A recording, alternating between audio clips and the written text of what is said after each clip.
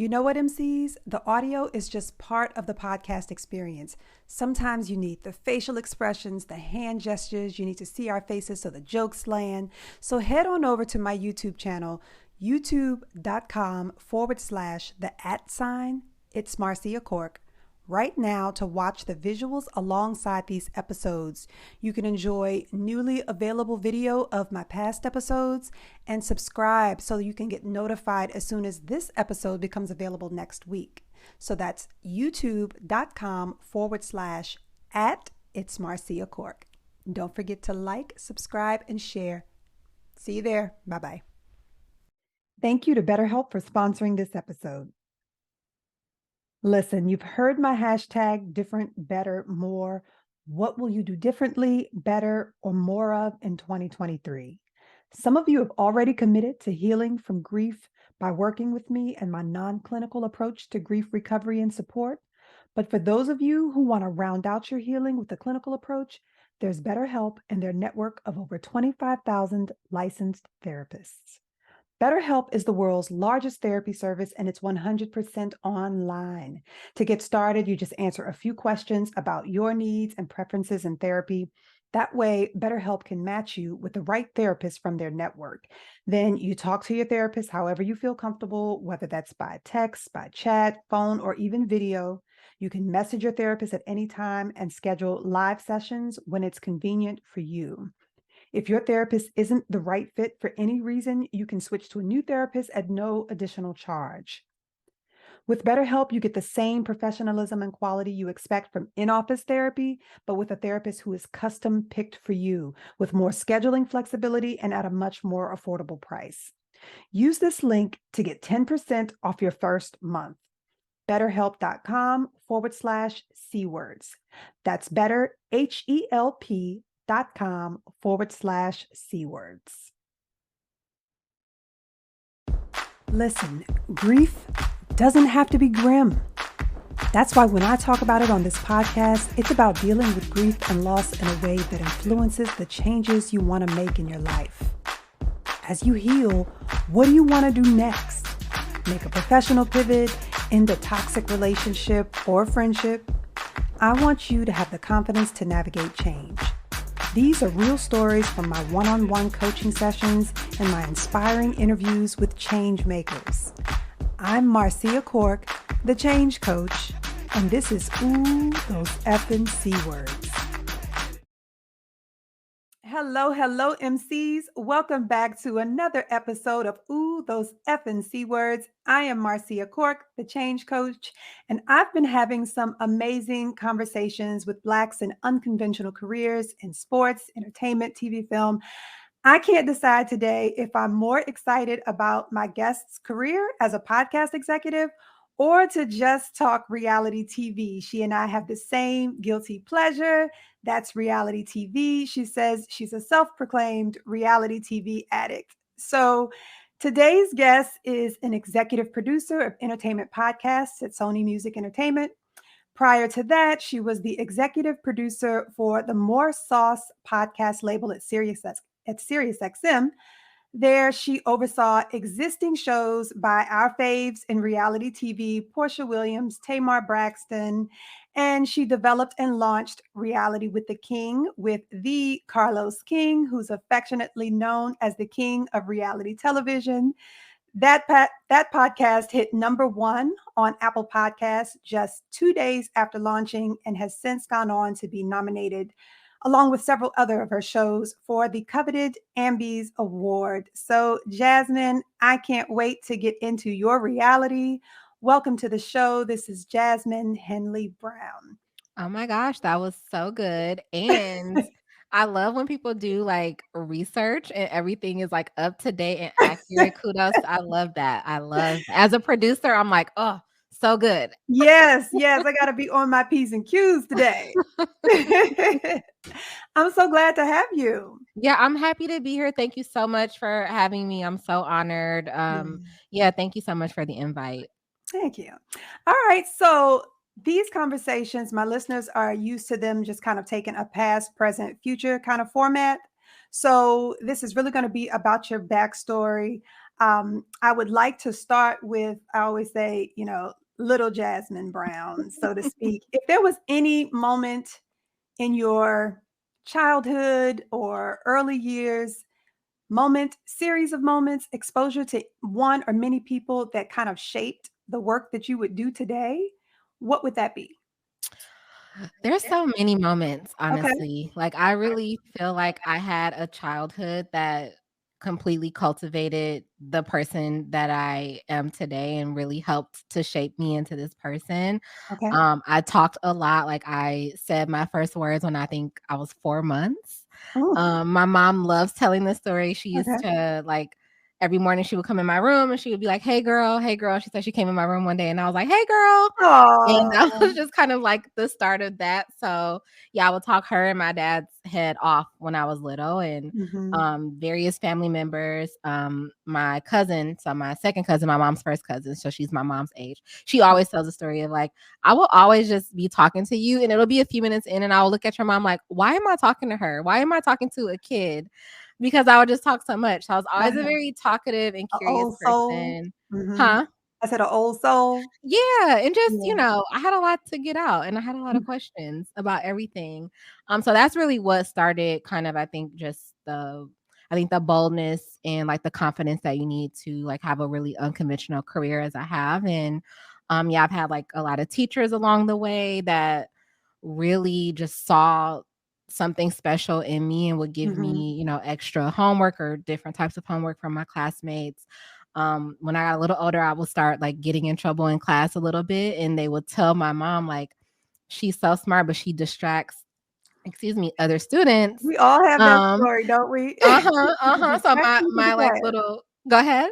I said it's a distraction to the class. She's a It joy, is. but she's a distraction to the class. Yes, exactly, exactly. That's what my report cards would say, like, very smart, talks too much. Mhm, Like, mhm, that was always it. So, um, there isn't one singular moment that just completely turned everything around. I will say, I'm so thankful to my parents because I think they just from day one saw that I was just an outgoing and, mhm. boisterous child, Okay. and they just let me be that forever. And so, yeah. Okay. All right, so give me some history into the path then, when you decided on a path in entertainment. If you didn't know it was gonna be specifically in podcasting, because who does? Right. Um, but how did you settle on a career in entertainment?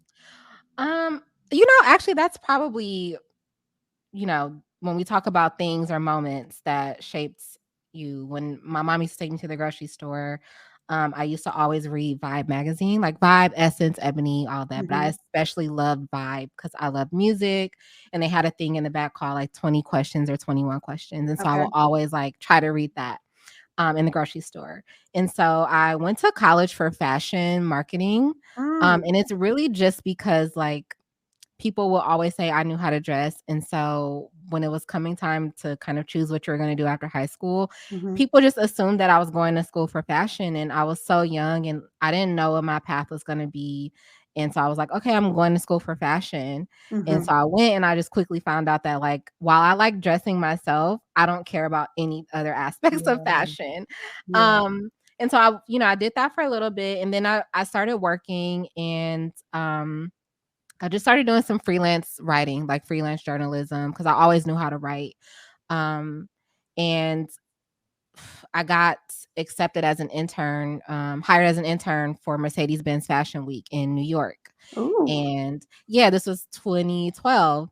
okay. And I got, I was gonna be an intern there and I was living in Milwaukee at this point. And I had told my mom, I'm like, I've never lived in New York. I think I should just move there. Mhm. And like I told you, my parents are very supportive of me. So my mom's like, New York is scary, but I support you, go. And so I went there, intern fashion week. It was great.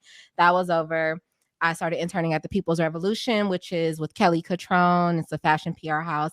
And I was Okay, doing that and it was great. And I was like, oh, but I think like I really want to get into music and entertainment. It's okay. I'm very long-winded, Marcia. I'm so No, sorry. no, no, I love it. In fact, I'm gonna have you go back and repeat some of it so I can tie it all together. So go ahead. Okay, Love yes. it. If I'm getting too long-winded, just let me know though. No, no, no, we're all Um, good. So I was doing the fashion PR internship, and I was like, I really want to get into music and entertainment. And Vibe, I was living in New York, and like I wanted to intern at Vibe. And so Mm-hmm. I like thought I found their address. I took, the couple of articles and things that I had written by then Mm-hmm. in like a paper portfolio. This, like, it was, a while ago. Mm-hmm. And I went to what I thought was Vibe's offices. Turns out that was their old offices. And this guy Mm-hmm. let me in, and I'm like, I'm here for Vibe. He's like, Vibe isn't at this building anymore. And I'm in this room with this man that I don't know, and I'm at the Mm. wrong place. And like it could have turned out so Yes. horribly. But Yes. he was like, I can tell you how to get there though. So he told me how to get there. I went to their actual offices Which by sounds Union just as Square. scary. Right? But typical New York story, I'm telling you, everybody in New York will, like, tell you a story like that. Uh-huh. Yeah, so I went to Vibe, I dropped off my portfolio, then a couple of days later, I got an email that they wanted me to come in and interview for the internship. Long story less long, I got the internship. I was there that same summer. I interned at it was Clear Channel back then. It's iHeart now. Okay. And Mm-hmm. this was like I really wanted to work intern on the Breakfast Club, but all of the interns wanted to intern on the Breakfast Club. Okay. So Mm-hmm. I ended up getting an internship on DJ Clue's show. That wasn't really working for me. And when I was about to quit, the intern coordinator was like, hey, something just opened up at the Breakfast Club. Do you want to take it? And I'm like, Mm-hmm. yes. And then I was interning at the Breakfast Club for like the second half of the semester. I went in with the intention that I wanted to learn how to be an on-air host, because Mm-hmm. by that time, I was writing, I was doing journalism, but I was like, I want to try my hand at journalism, but I also want to try my hand as an on-air host. Like I want to learn both of these things at the same time. Okay. So when I was interning with the Breakfast Club, I was doing production, like a production internship. Mm-hmm. And that part was really fun and unexpected, because it was like, oh, the producers kind of create the whole show.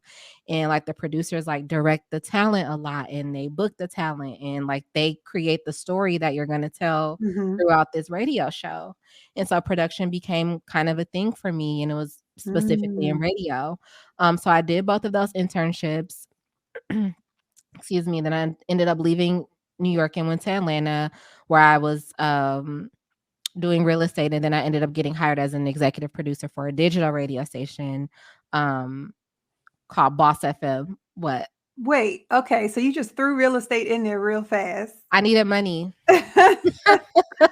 I needed money. It like working in media, I'm telling you, I'm just now starting to like really make money. Yeah. And I've been working in this industry for 10 years now, 11 years now. I'm just now at a point where like I make really good money, but it was a struggle bus for a long Yes, time. yes, yes. So So I just had a very similar conversation with Lady T, Tiffany Watson, who, mhm. you know her, she does the segments on Fox 45. Yeah, no, she had a similar story, working all over, just driving, commuting, living everywhere, and barely making any money, just taking all kinds of, projects and still not making any money. So I hear this very similar story Mhm. in Mhm. in pursuing this track. All right, so let me tie it all together Yes. and let you spend a little time on every dot in the timeline. Okay. Okay. So you initially thought you were going to go into fashion, and this is based on just maybe the teen years, being very fashionable, having your own, maybe unique, eccentric style, and everybody seeing that in you. So the people around you are kind of pushing you in that direction or Mhm. expecting you to go into fashion. So the adults in your life also suggesting that you apply into college for fashion. Is that how this is going? They're Um suggesting a Yeah, path it was for more you. my peers and, Years. people that Okay. I went to school with. My parents, like I told you, they're just supportive. They just trust that I'm going to make good decisions. So Okay. they weren't telling me to go to school for fashion, but when I said that's Mhm. what I wanted to go to school for, they were like, "Okay, great." Okay. Okay. And you mentioned Milwaukee. Is that where you grew up? I grew up in Milwaukee, yes, Milwaukee, Okay. Wisconsin. Okay. How many Black people there? People always say that. I'm telling you, y'all would be so surprised. Milwaukee is black as hell. No, Like, so you listen, so I actually know that because I have a girlfriend that grew up, outside of Chicago, yeah. and that area she had family that lived in Milwaukee, so when she first said that, I was like, "Milwaukee, really?" So then I've learned, of course, since then that there are a good amount of us in Oh my Milwaukee. gosh, it's fun. If you ever just need a Midwestern trip, Uh-huh. I suggest you go to Milwaukee in the summer specifically. Go to It, Milwaukee, you will not be disappointed. It's an amazing city. I love it so much. it is on my list. I have this goal to hit all 15 states. I'm sorry, all 50 states in 15 years, 50 and Okay. 15.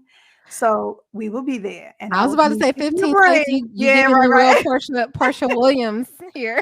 That's right. that's something Portia would say. 15 states. 50 states in 15 years. Yes. So I will be picking your brain when we head to the Midwest. Yes, please do. I went to school in Chicago, so I'm familiar with Milwaukee and Chicago.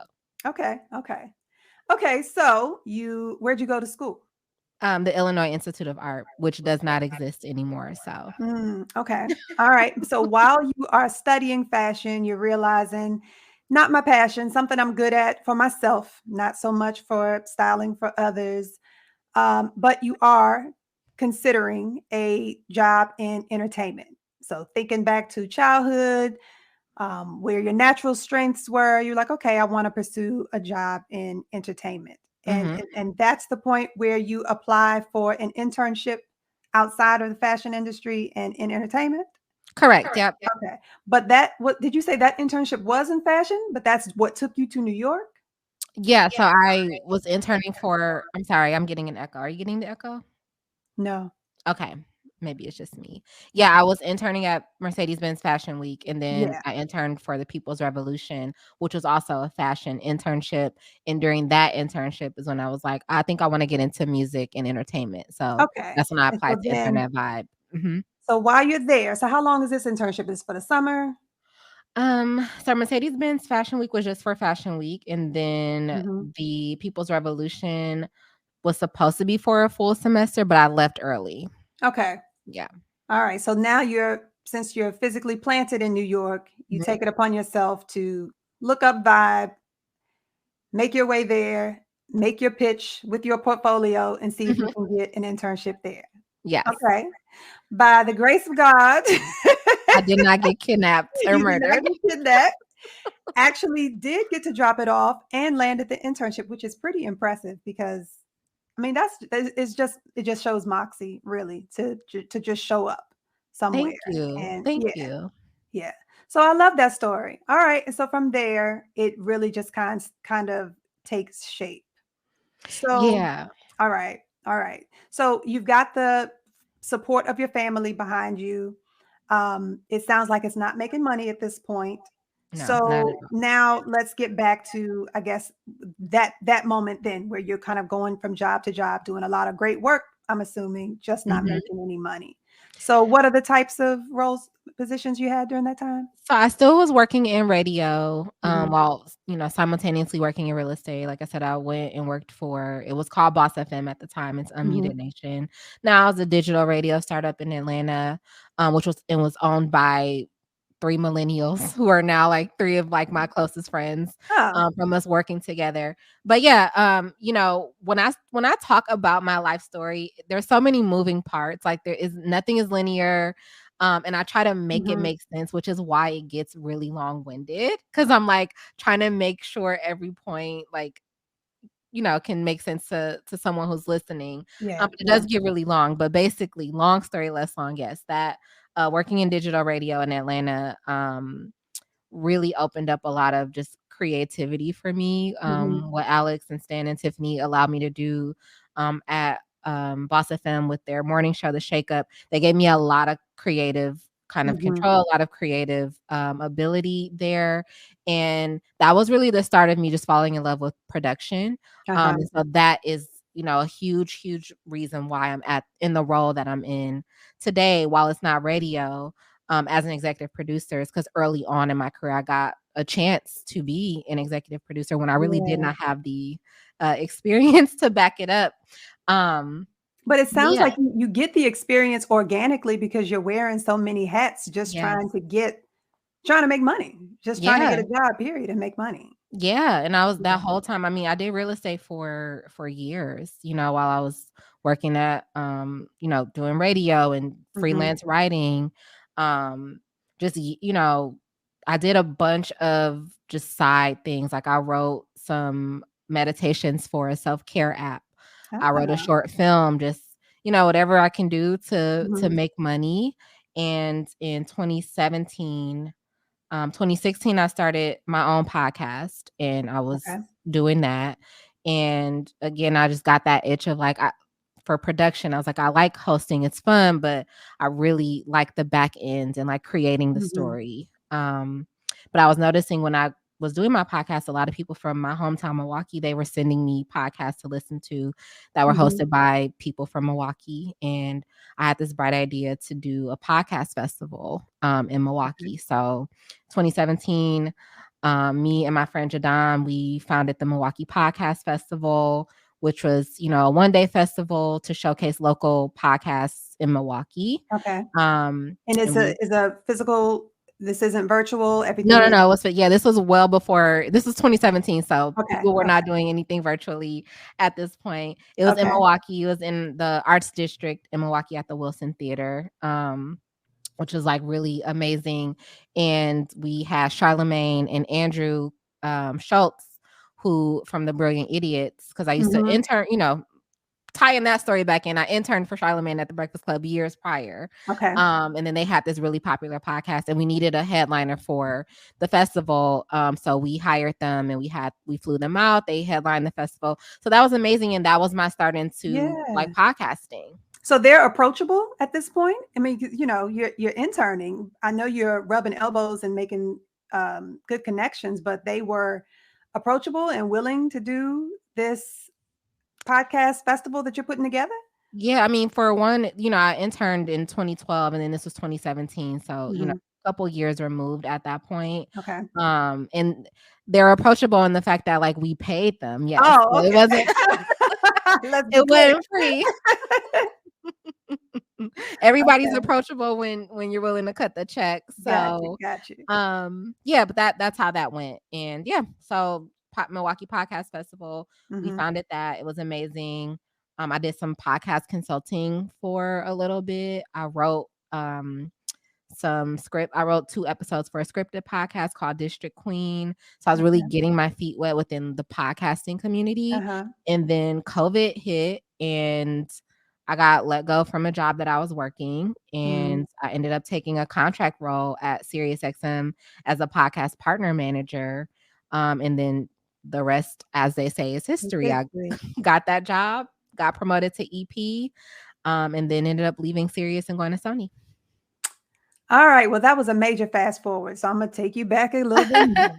All right, I'm trying to be cognizant of your time no, because I no, told you no, I'm a no. talker, so We I will have talk to you. time. Yeah, we have time. This is what I want. I want people to get an inside glimpse into production. This is one of those roles that you don't really ever hear about. You Mm, even when watching TV credits or any credits, you see it flash. Nobody really knows what a producer does yeah. and the difference between a producer and an executive producer. And so I definitely want the ins and outs of all of this. So yes, please, please take your time.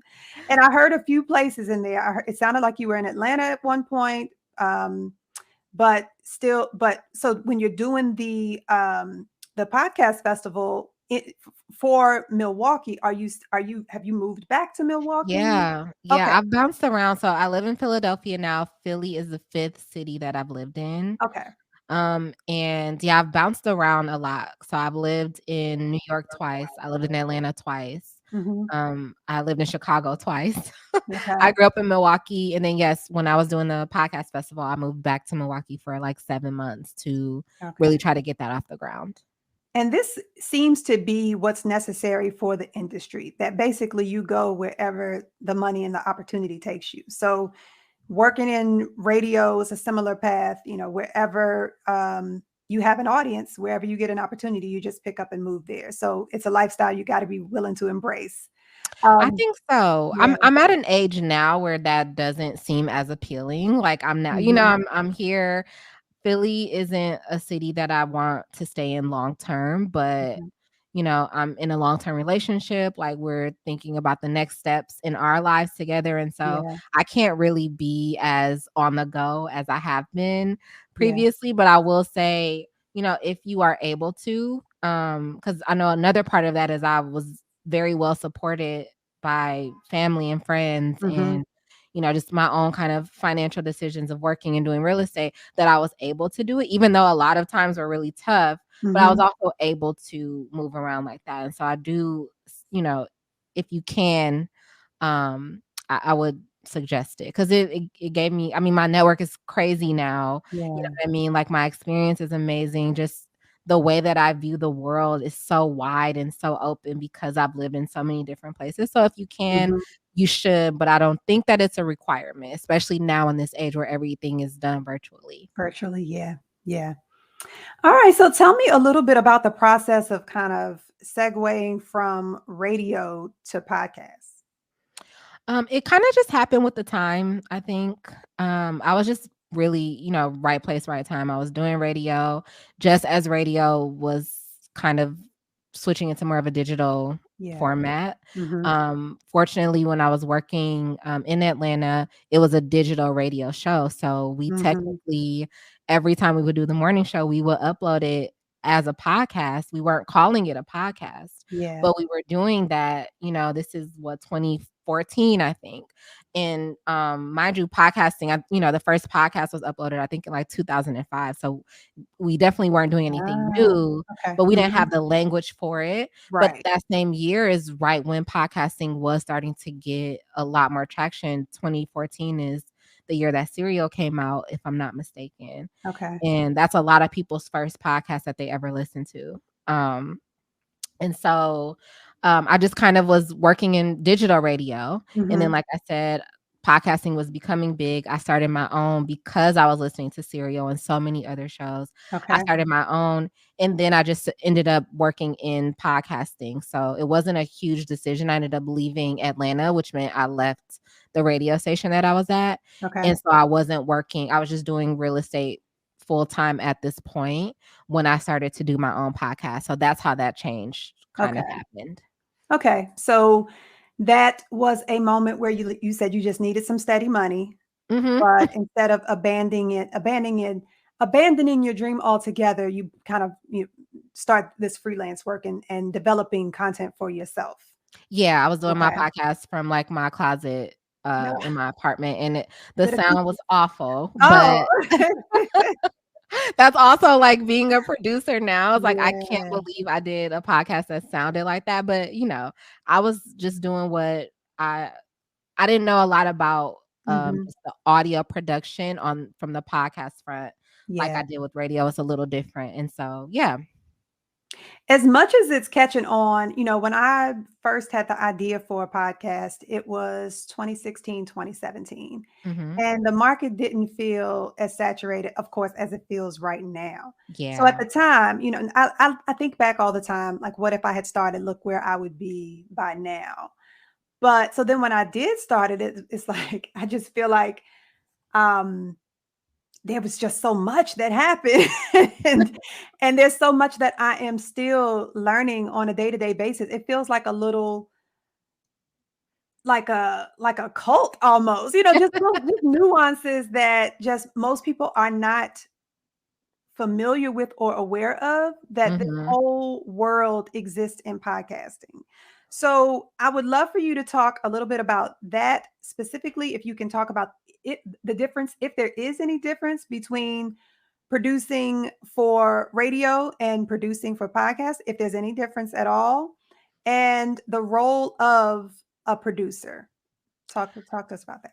So, yeah, there's a difference, particularly in the speed. When you're producing radio, you're live, right? You have maybe a couple minutes Mhm. to, um, I did a lot of kind of board op work too when I was at radio. So I learned a little bit differently than I think traditional radio producers learn. So I wore a lot of different hats there. Mhm. I think the biggest difference, yeah, it's the time that it takes to do Okay. something. It's the life of your work too, because when you're in radio, it's happening every day. So people are you're not archiving every episode. I mean, I think people are doing that now, like Mm-hmm. particularly like the Breakfast Club and shows that have like a visual aspect to them. But you're not archiving all of your radio shows. And so for listeners, it's kind of like if you listen Monday through Friday, you're on Friday, you're not really thinking about what happened Monday. Whereas with Okay. podcasting, we're producing stuff that's coming out weekly, Yeah. maybe twice a week. So people are sitting with our work a lot longer, and they're digesting it for a lot longer. It's also hard to, I think this might be the case with radio too, but I'm just speaking podcast specific. Uh-huh. It's really hard to break through right now with podcasts. It's hard to make a hit. Like it's hard to get a Yeah. podcasting hit. I think with radio, it also was hard as well, but you kind of needed just moments. Mm-hmm. And you just have to be really good within your market. So, right, if you Yeah. are in the Kansas City market, you just have to be really good in Kansas City, especially if Yeah. you're not syndicated. You just have to be really good in that one city to a very specific audience. With podcasting, it's a global listenership. And Mm-hmm. so the expectation is that you be good globally or, at least countrywide. And that's really hard to do. That's hard to do, and then it's hard to measure. Yeah. Hard to measure success, and with the market being so, you said it was difficult breaking into radio, and that makes sense because it seems like it was more of, I don't want to say a monopoly, but you were big and you were big in that entire market, and there really Mhm. wasn't any room for anyone else. Whereas in Exactly. podcasting, there's room for everybody, and so Yeah. your attention is spread across so many different so much different talent and content Mhm. that you are just, in a sea of salt. So I can see each of them having their complexities, but Yeah. in terms of, I guess, production, it seems Mhm. like it would be easier for you if you've come out of radio because you're used to having to develop content daily Yeah. versus and quality content daily Mhm. versus then moving to a weekly or sometimes bi-weekly, but a lot less a lot slower paced it Yeah, seems like no, yeah. you actually hit 2 nails on their heads. Okay. The first one just, the barrier of entry to podcasting, right? Like that is, Yeah. and just rewinding back to our conversation, that was a big factor in like why I felt like podcasting was gonna be huge. Okay. Because working in radio, there's a lot of gatekeeping and there's only certain markets that are huge, like nationally syndicated markets, Hmm. right? Everything else is you're just, like I said, if you're in Kansas City, you just need to be big in Kansas City. But podcasting, there's no gatekeeping because Yeah. if you have a mic in your closet, like I Yep. did, you can make a podcast and you can create your own community that way. And so Hmm. that was something that was really appealing about podcasting to me. It's like, oh, people don't have to wait anymore to get Yeah. into a big market. You can create that from home and watch, your community grow. And the other nail that you hit was Okay. it's it is seemingly easier on the podcasting side. I think you have a little more time to do the work, Hmm. but the expectations, like you mentioned, are crazy because there's a wider net that you can cast in terms of capturing an audience. Yeah. And so with podcasting, there's a lot more pressure, I think, to make the work good and try to make it stand out. And it is so difficult to stand out in a sea of, over 2 million other shows. Yeah. So yeah, it's tough, but it's very rewarding when you do get a good show and you are able to Hmm. develop something. So no risk, no reward type of thing. Okay. So what are your observations then for staying power, for being able to stand out in the crowd then? So because we see a lot of so I can speak from my experience. So if I'd started this years ago, I could come out of obscurity and still have an amazing show. But Mhm. now I'm competing with celebrities, Mhm. people who already have brand recognition, high visibility, and people just want to be able to connect directly with their favorite celebrities. And so they're, getting that attention. So if someone wants to start a podcast and they want it to be successful, like what does success even look like when you are competing with this many shows and that kind of talent? That's such a loaded Yeah. question. When I spoke at the Black Pod Festival in Atlanta, like last year, Memorial Day, I Mhm. want to say somebody asked me a similar question. It's really hard to answer because it depends on who you are creating it for Okay. and kind of I think what the expectation is. If you're an independent podcast creator and your goal is to get signed to a network, Hmm. um, success is being signed to that network then, right? Like, because that's your goal. If you're already working at a network like I do, and it's a huge network, our goal is to get our shows to crack, a top 10 chart or, have X amount of downloads weekly on a Uh-huh. consistent basis for an entire year. So it looks very different for Yeah. everybody. And that's why it's such a hard question for me to Yeah. answer Even the because, goal of the downloads, how is yeah. that goal determined? I mean, it's a lot of back end stuff that happens. I mean, on the corporate Mhm. level, I'm still trying to understand how they come up with some of the forecasts and what they ask, us on the production team, what they ask of us sometimes for numbers aren't even realistic, right? Like just being Mm. completely transparent. It's hard to get some of the numbers that they're expecting. And so I Mhm. think that's when it becomes like we ask ourselves, what does success mean to us? When Yeah. I was doing when I was executive producing Reality with the King, that show for me, it was successful because it got so much earned media. Like there were other shows at the company that might have had, you know, 1 million downloads a month, Mhm.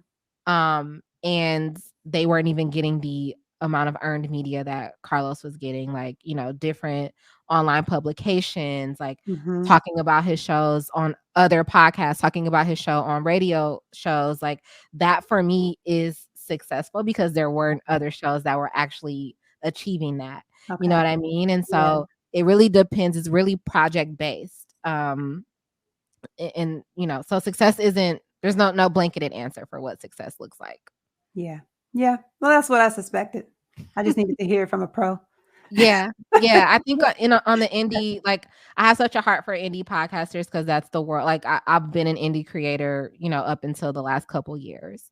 Okay. And so I think the biggest thing for independent podcasters, if you're looking to just stand out from the crowd, is you have to keep doing the podcast Yeah. because so many people start them, and then there's so many podcasts where you go and you'll look at their feed, there might be 5 episodes and they just stop. Yep. Like, if you make it to 10, 20, 50 episodes, you're doing better than so many other people and you're on your way to really standing out. And that's really the biggest things. Like you have to be really, really consistent, especially now, with the market being as saturated as it is. Yeah. So talk a little bit about, because you mentioned it, being affiliated with a network, what that means, being independent versus with a network, and someone starting a podcast independently but wanting to move toward aligning with a network. The pros and the cons of doing that. If you're looking to be on a network, you have to be okay with being told what to do. Yeah. I feel like a lot of people forget that part. It's like the goal is to be signed to a network because, the cachet that comes with saying like you're on this podcast label or, um, these people are your label mates. Hmm. But when we're looking to sign people to networks, it's because we wanna have a lot of kind of creative direction, and we need to, Okay. quite frankly, put our hands into the project a lot more, and if you're very precious with your creativity and with your project, Hmm. and you don't want someone like me coming in and, giving you, a new segment to do or telling you this segment that you're doing doesn't really work, you should take it out or you should change it Yeah. this way. If you're someone who doesn't like that type of direction, a network probably isn't for you.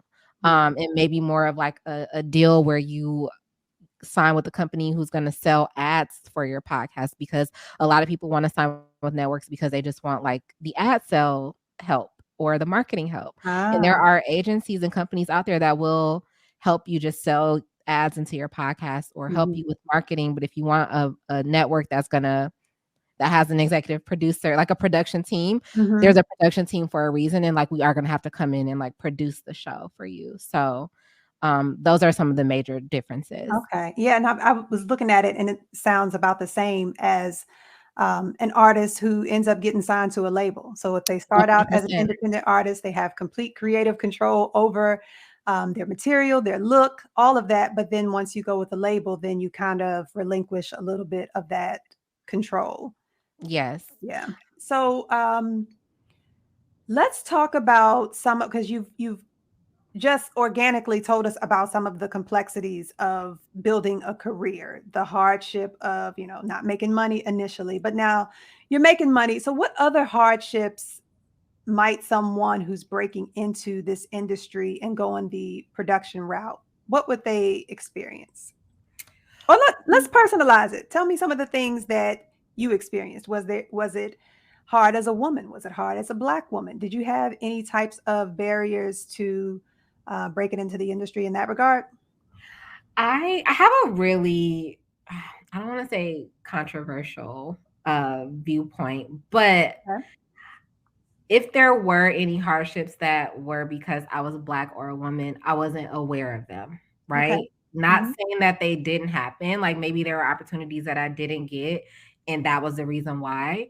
But it's never been like a blatant, Hmm. like, we don't want you because you are X and Y. You know what Okay. I'm saying? So I wouldn't be able to speak to that. I think some of my own, I think we can become our own, we can create issues where they don't really exist, Hmm. particularly when we are looking to make career pivots or um, apply for roles that we don't think we're qualified for. I think a lot of the fear is self-created. Okay. Because I'll tell you a quick story. I was a partner manager for Pandora, which was SiriusXM owns Pandora as well, right? So I was a Okay. partner manager for podcast on Pandora, and my boss is this older white man, right? And so we got along really great. The executive producer role for More Sauce was open. I didn't even think I was qualified to like apply for Hmm. that, for an Hmm. executive producer role, because I was like, I haven't done like traditional podcast production. Like, I've done radio production, but I Uh-huh. hadn't done traditional podcast production at that level. I did it independently, where I was using like, Audacity and you know what I mean? Like Uh-huh. the indie software, but I hadn't done it at that level. And this older white man was like, I think you would be great for this. And I think you have what it takes. And it's a lot less about the technical ability and just like Hmm. the natural like leadership ability and like creative intuition. Okay. Right. So it's like, that's an instance where I think it was the opposite of like, that's something that worked for you because you're Black and a woman, Yeah. someone who's, not traditionally supposed to be looking out for me. Hmm. What in the biggest way looked out for me. Not only did he tell me to apply, he wrote the recruiter that was hiring for the role and said, "This is a superstar. Like, you need to hire her." Mm. He wrote the VP of podcast at the time, who was also another white man, and was like, "This woman works for me now, but I think she would be amazing for this role." So it was very, if we look at what I think society has told us to kind of Yeah. expect, Uh-huh. that wasn't supposed to happen. And not only did it happen, but he's still a huge advocate for me to this day. Like, Uh, can call him right now for advice, for lunch, whatever. mhm. Older white man that just didn't want anything other than to watch me be really successful. Yeah. I Um, love that. I love that story, and it's still a great thing to include here because, we have these conversations about allies, about mhm, mentorship, mhm. about imposter syndrome, and you talking yourself out of something that he believed that you were skilled and talented enough to do and pursue.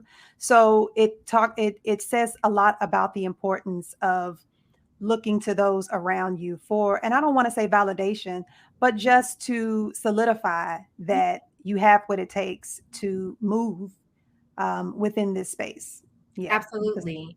And I think I'm not a person that's struggled with confidence in terms of I'm very confident in terms of speaking with people. Like, Hmm. I have been, since I can remember, walking up to anybody that I want to meet and introducing myself to Okay. them. So Hmm. I've never struggled with confidence in terms of talking and speaking. But I was, when I got into the executive producer role, I was struggling with like, am I smart enough? Because I was working with these other executive producers who came from like NPR, and they came from these very serious, very journalistic publications.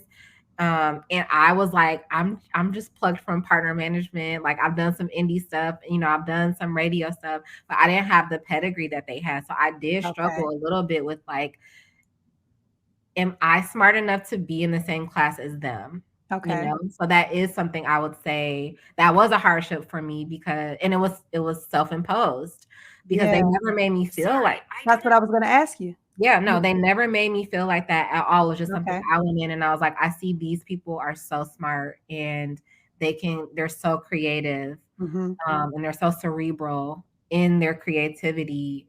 And I didn't see myself that way. And all they did was be supportive of me and help me. Right. So it was like, I was sitting here with imposter syndrome. And they're just looking at me like, hey, this is a cool new executive producer, and she's new at the job. So we're helping her with the job, but it's not that she can't do it. Yeah. So yeah, that was, I think, a hardship that was probably just self-imposed. Okay.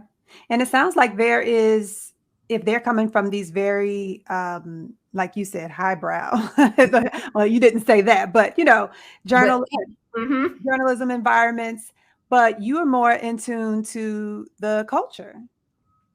So you round out the talent. Yeah. 100%. That is definitely something I learned of, like, yeah, I didn't go to a really prestigious university. You know what I mean? Like, a lot of my experience, I'm self-taught in a lot of things.